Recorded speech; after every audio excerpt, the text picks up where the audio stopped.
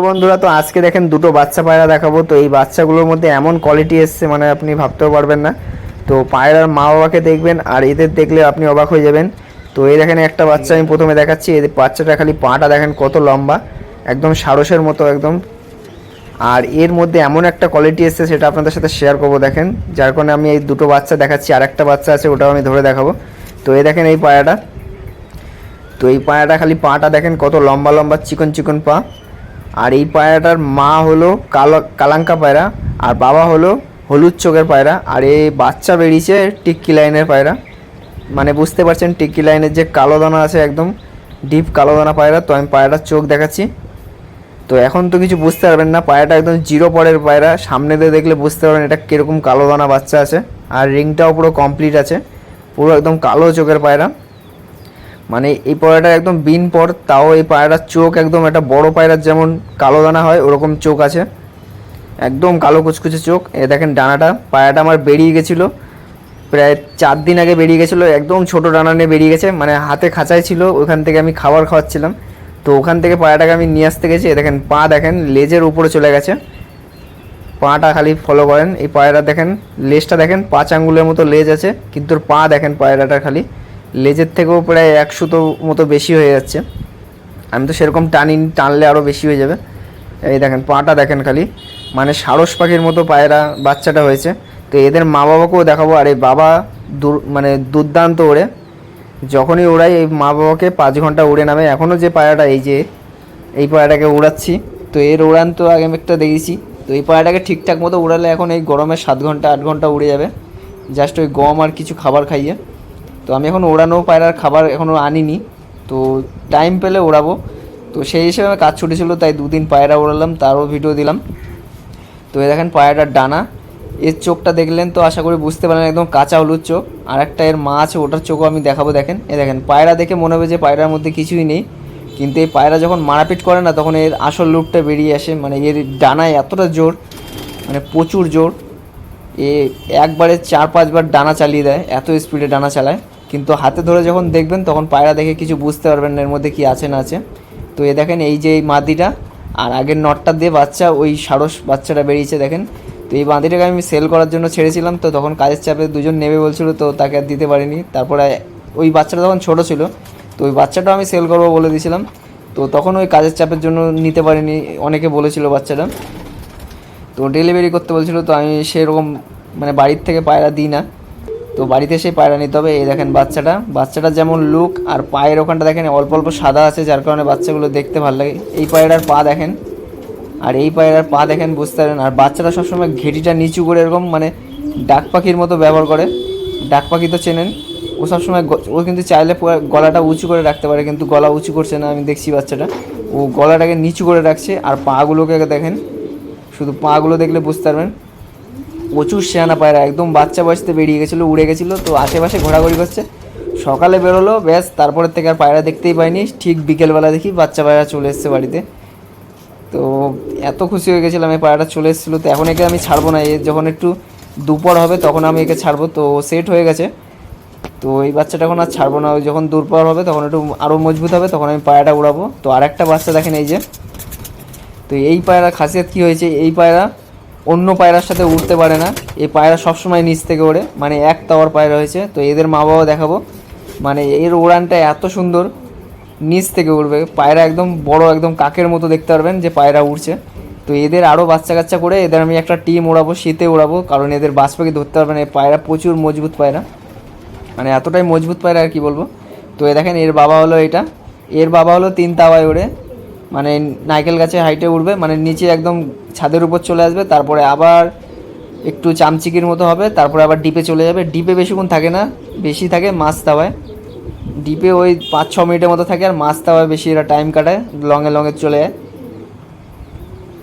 ওই মানে মাছ তাওয়ায় 3-4 ঘন্টার মতো ওড়ে, আর ডিপে 1 ঘন্টা। মানে আমার কাছে বাইরেগুলো 7 ঘন্টা উড়েছে, সেই হিসেবে আমি বলছি। আর নিচে একদম একদম নিচে যখন ওড়ে তখন ওই মানে আধ ঘন্টার মতো একদম নিচে কাটায়, আর বেশি কাটায় হলো মাছ তাওয়ায়। আর একদম হাইটে ডিপে যাবে না, একদম চামচিকি হয়ে যাবে পায়রা। তো এই দেখেন এই মাদিটার সাথে ওই বাচ্চা বেরিয়েছে। তো এদের বাচ্চা এরকম বেরিয়েছে যে পায়রা হাইটে যাচ্ছে না, এই মাদিও কিন্তু অনেক মানে 3 তাওয়ায় ওড়ে, তো একই জেনারেশনের বাচ্চা ওটাও, খালি ওই বাচ্চাটার মধ্যে ওই জিনিসটা হয়ে গেছে। তো এদের ডানাগুলো ভোতা ভোতা, যার কারণে এই জিনিসটা হয়েছে। এই যে ডানার মাথাগুলো দেখেন দুজনেরই গোল গোল, যার কারণে বাচ্চা কিন্তু আর হাইটে যায় না। তো এই জিনিসটা একটা সিক্রেট জিনিস, যে দুটো পায়রায় যদি আপনি মাথাগুলো গোল গোল দিয়ে দেন তাহলে কিন্তু বাচ্চা বেশি হাইটে যাবে না, বাচ্চা নিচ থেকে উঠবে। তো এটাও আপনারা শিখতে পারলেন যে বাচ্চা যদি নিচ থেকে ওড়াতে হয়, চাই দুটো পায়রার মাথা গোল গোল দিয়ে দেবেন। এবার দেখেন এই যে বাচ্চাটা, তো আগে একদিন উড়িয়েছিলাম, প্রায় 4 ঘন্টা উড়েছে, 4.5 ঘন্টা মতো উড়েছে এই বাচ্চাটা। তো চোখটা দেখতে পাচ্ছেন লাল চোখ হবে, একদম কটকটে, কারণ বাপের চোখ একদম রক্ত জবা, তো এর বাচ্চার চোখ একদম লাল টকটক হবে। তো এটা নর পায়রা। তো এর উড়ানটা আমার খুব সুন্দর লেগেছে, কিন্তু এ অন্য পায়রার সাথে আমার উঠতে পারছে না। আমি যা দেখছি মানে 5টা পায়রা উড়াচ্ছি, সব পায়রা লংয়ে যাচ্ছে, দূরে যাচ্ছে, কিন্তু এ লংয়ে যাচ্ছে শুধু, কিন্তু হাইটে যেতে পারছে না পায়রা। ওই 3টে নাইকেল গাছ সমানে হাইটে পায়রা উড়ছে আর প্রচুর দৌড়াচ্ছে, আর দৌড়ে দৌড়েই উড়ছে। আর যে পায়রা এর সাথে উড়ছে তার সাথেই উঠতে পারছে, তারপরে আর উপরে যাচ্ছে না, ওর নিচ থেকে একা একা উড়ছে। তো এরকম যদি 5খানা পায়রা থাকে তাহলে কিন্তু এ উঠতে পারবে অনেকক্ষণ। আর এর মধ্যে প্রচুর দম আছে, পায়রা দেখলেই বুঝতে পারবেন। কিন্তু এর মধ্যে ওই কোয়ালিটিটা নেই যে পায়রা হাইটে গিয়ে উড়বে, পায়রা নিচে উড়বে। তো এই জিনিসটা কিন্তু আমার খুবই ভালো লেগেছে, শীতে ওড়ানোর জন্য একদম পারফেক্ট পায়রা। আর এই পায়রার জোর দেখলে মাথা খারাপ হয়ে যাবে। যখনই পায়রাটাকে ধরি ও পায়রা নিজেকে ধরে মানে এমন ছটফট করে যে খারাপ হয়ে যায় পায়রাটা, মানে এতটাই ছটপটে, হাই ব্লাড হয়ে গেছে একদম।